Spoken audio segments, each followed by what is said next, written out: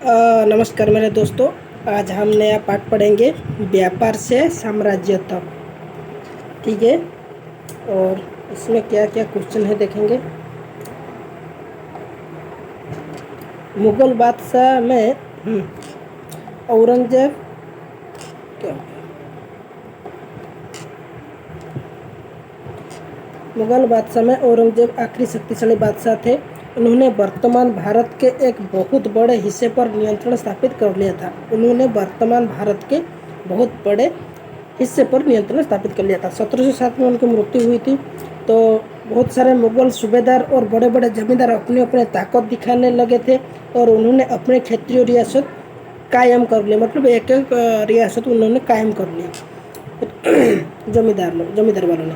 18वीं सदी की उत्तरार्ध तक राजनीतिक और खेतीजों पर अंग्रेजी के रूप में एक नई ताकत उभरने लगी। कौन सा सदी 18वीं सदी में अंग्रेजी पहले एक छोटी सी व्यापारी कंपनी के रूप में भारत में आए थे। क्या व्यापारी के रूप में। बाद में वो विशाल साम्राज्य यहाँ पर कर बैठे, स्वामी बन बैठे। कैप्टन हंडरसन ये आता है। कैप्टन हंडरसन के द्वारा बहादुर शाह जफर और उनके बेटों की गिरफ्तारी हुई। आएगा कि कौन बहादुर शाह जफर और उनके बेटों की गिरफ्तारी की। तो हंडरसन। औरंगजेब के बाद कोई मुगल बादशाह इतना ताकतवर तो नहीं हुआ, लेकिन एक प्रतीक के रूप में मुगल बादशाह का महत्व बना हुआ था।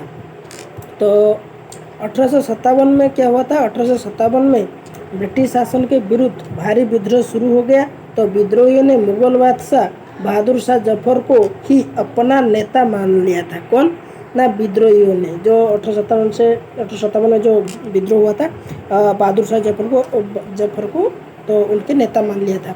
जब विद्रोह क्या हुआ, जब विद्रोह कुचल दिया गया तो कंपनी ने क्या कहा, बहादुर शाह जफर को देश छोड़ने के लिए मजबूर कर दिया और उनके बेटों को जफर के सामने मार डाला। देखो अंग्रेज ने क्या किया। वाणिज्य को एक ऐसा व्यवसायिक उद्यम है जिससे चीज़ों की सस्ती कीमत पर खरीद कर और ज़्यादा कीमत पर बेचकर, यानी मुख्य रूप से व्यापार के जरिए मुनाफा कमाया जाता है। यही वाणिज्य को। ये भी आता है, स्टेटमेंट वाला क्वेश्चन पूछ देता है कभी कभी तो उसको ध्यान में रखना। और नेक्स्ट ये मिलान करने के लिए कहा गया है ना। तो शेर ए मैसूर ये है टीपू सुल्तान। और रानी चिन्नामा है कित्तूर में अंग्रेजी विरुद्ध में आंदोलन कर दिए थे। और सिपाही मतलब सिपाहियों ने, बैरन हेस्टिंग्स वो तो भारत का पहले गवर्नर जनरल था, मैं उस टाइम कहा था। और फौजदारी अदालत और दीवानी भू राजस्व वसूल। और उसके बाद बंगाल पर अंग्रेजी की जीत देश की जंग से शुरू हुई थी। पलसी युद्ध कब हुआ था। 1757 में बंगाल पर अंग्रेजी की जीत देश जंग से शुरू हुई थी। हाँ, हैदर अली और टीपू सुल्तान देश के शासक थे। ये मैसूर के डलहौजी ने देश का सिद्धांत लागू किया। ये आता है कालातीत होने में। मराठ रियासत मुख्य रूप से भारत के देश भाग से स्थापित है, पश्चिमी भाग में स्थापित है। नेक्स्ट सही या गलत। मुगल साम्राज्य 18वीं सदी में मजबूत होता गया। नहीं, ये गलत है। English east India company Bharat के साथ व्यापार करने वाली एकमात्र यूरोपीय नहीं। महाराजा रणजीत सिंह पंजाब, ये ठीक है। मुगल साम्राज्य 18वीं सदी में मजबूत होने, ये नहीं, ये भी नहीं, ये लास्ट वाला ठीक है। नेक्स्ट अंग्रेज ने अपने कब्जे वाले इलाका में कोई शासकीय बदलाव नहीं किए थे। ये क्या होता है, ये गलत, ठीक है।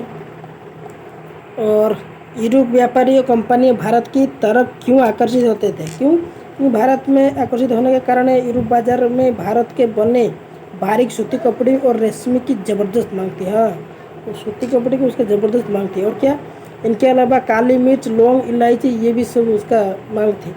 यहाँ से वो सस्ते कीमत पर वस्तुएं खरीद कर उससे महंगी दाम पर बेच देते हैं, जिसमें उन्हें मुनाफा पता है। कौन, जो यूरोपीय लोग आए थे यहाँ पर, ठीक है। उसके बाद बंगाल के नवाब और ईस्ट इंडिया कंपनी के बीच किन बातों पर विवाद हुए थे। किन बातों पर ना, ये वही करों के बारे में। बंगाल में नवाब ने कंपनी को रियासत देने से मना कर दिया। हाँ, पहले तो बंगाल ने नवाब कंपनी को रियासत देने में मना कर दिया। ये व्यापार का अधिक देने के बदले कंपनी ने नजराने मांगते थे। व्यापार का अधिकार देने के बदले कंपनी से नजराने मांगते थे, मगर कर का ठक्कर मांगते थे, वो सब नहीं दी। उनसे सिक्के डालने का अधिकार भी छीन लिया। उन्होंने किलेबंदी को बढ़ाने से रोक दिया। और क्या ईस्ट इंडिया कंपनी टैक्स चुकाने को तैयार नहीं, इसी ये भी एक बहुत बड़ा मुद्दा है। ये सब टैक्स नहीं दिए थे, इसलिए तो बंगाल के नवाब और ईस्ट इंडिया कंपनी के बीच में विवाद हो गया ना।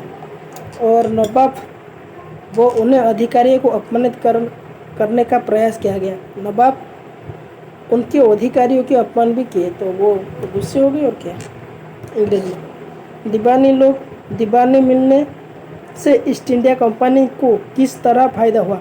दीवानी मिलने से जो दीवानी मतलब जो उसको बंगाल मिल गया, तो दीवानी मिलने के बाद ईस्ट इंडिया कंपनी की इस तरह कंपनी ज़्यादा रियासत हासिल करनी, फैसले से मौजूद अधिकार का ज़्यादा से ज़्यादा फायदा उठा। दीवानी मिलने के कारण कंपनी बंगाल के विशाल राजस्व संसाधन पर नियंत्रण मतलब क्या, नियंत्रण मिल गया उनको पूरा, वहाँ पर वो ये हो गए।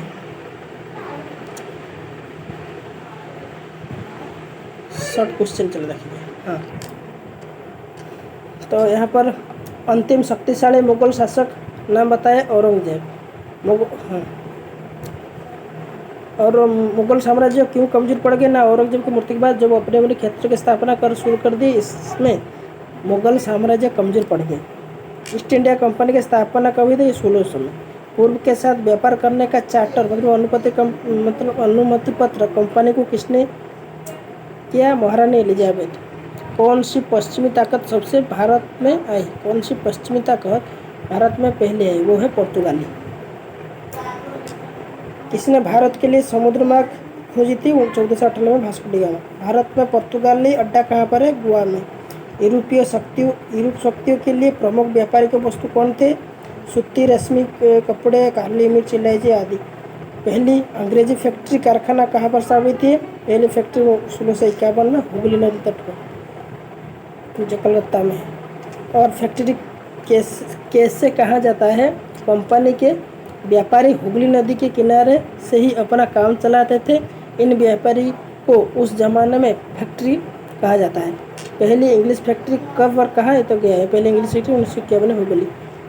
उसके बाद फरमाना का क्या अर्थ है, फरमाना का अर्थ है शाही आदेश। क्या, शाही आदेश, शाही आदेश। बंगाल के पहले नवाब कौन थे, हाँ ये भी आता है, नवाब मुर्शिदा कुली खान। बंगाल के आखिरी नवाब कौन थे, नवाब सिराजुद्दौला। पलासी का नाम किस तरह पड़ा ना, दरअसल असली नाम पलासी या जिससे अंग्रेजी में बिगाड़कर प्लासी कर दिया। इस जगह को पलासी, यहाँ पर पलाश के पाए जाने वाले पलाश के फूल के कारण, ये भी कभी कभी एग्जाम में आ जाएगा। अलविदा खान की मृत्यु कब हुई, 1756 में। बक्सर की लड़ाई कब हुई, 1764 में। रॉबर्ट क्लाइव इंग्लैंड से जब भारत आया तब उसकी उम्र क्या था, रॉबर्ट क्लाइव जब 1743 में मद्रास आया था तो उसकी उम्र 18 वर्ष था। विलय नीति शुरुआत ये आता है, लॉर्ड हाउस। विलय नीति मतलब उसका कोई बारिश नहीं रुका था, वो उसके रियासत में मिल लेंगे। प्लासी की जंग क्यों महत्वपूर्ण थी ना, प्लासी की जंग इसलिए महत्वपूर्ण क्योंकि भारत में ये कंपनी की पहली बड़ी जीत थी। प्लासी का जंग इसलिए महत्वपूर्ण थी क्योंकि भारत में ये कंपनी की पहली बड़ी जीत थी। पानीपत की तीसरा युद्ध कब हुआ था, 1761, ये भी कभी कभी आ जाता है। और उसके बाद बक्सर की लड़ाई किसकी हार हुई, मीर कासिम की हार हुई। किसके, मीर कासिम की हार हुई। टीपू सुल्तान कहाँ का शासक था, मैसूर का। नवाब बनने का मतलब क्या था, नवाब बनने का मतलब था अंग्रेजी की गुलामी करना। सारे ताकत और सत्ता कंपनी के पास ही होती थी। टीपू सुल्तान का मृत्यु कब हुई, 1769 को उसका मृत्यु हो गया। टीपू सुल्तान का मैसूर कब राजा बना, 1782 में। काजी का अर्थ क्या है, ये आता है, काजी का अर्थ न्यायाधीश। और विलय नीति का सिद्धांत किस तर्क पर आधारित है, ये सिद्धांत है कि अगर किसी शासक का मृत्यु हो जाए और उसका कोई पुरुष वारिस नहीं तो उसका राज्य अपने से मिला लेता जाता है। प्रेसिडेंसी क्या जाता है, ब्रिटिश इलाका में मोटे तौर प्रशासन इकाई में बंटे हुए जिन्हें प्रेसिडेंसी भी कहा जाता है। उस समय कितने और कौन कौन से प्रेसिडेंट्स थे, 3, ये आता है एग्जाम में। उस समय में 3 प्रेसिडेंट थे, जैसे बंगाल, मद्रास और चेन्नई। क्या क्या, बंगाल, कहाँ पर है इसको ऐसे याद रख दो। ये है भारत का ऐसे मानचित्र याद रख दो। सॉरी रुको,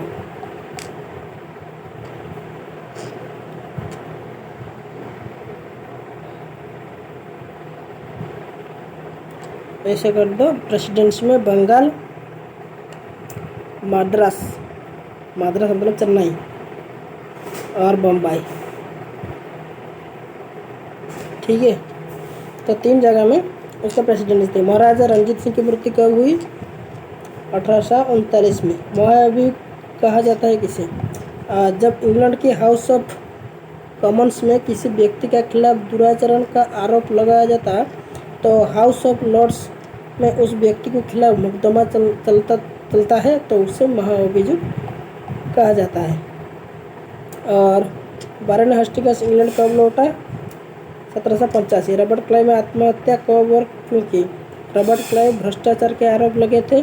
1772 में ब्रिटिश संसद में उसे अपने ऊपर लगी भ्रष्टाचार के आरोप में जवाब देना पड़ा। बाद में उसे बरी कर दिया गया, लेकिन 1700 में उसमें आत्महत्या कर ली।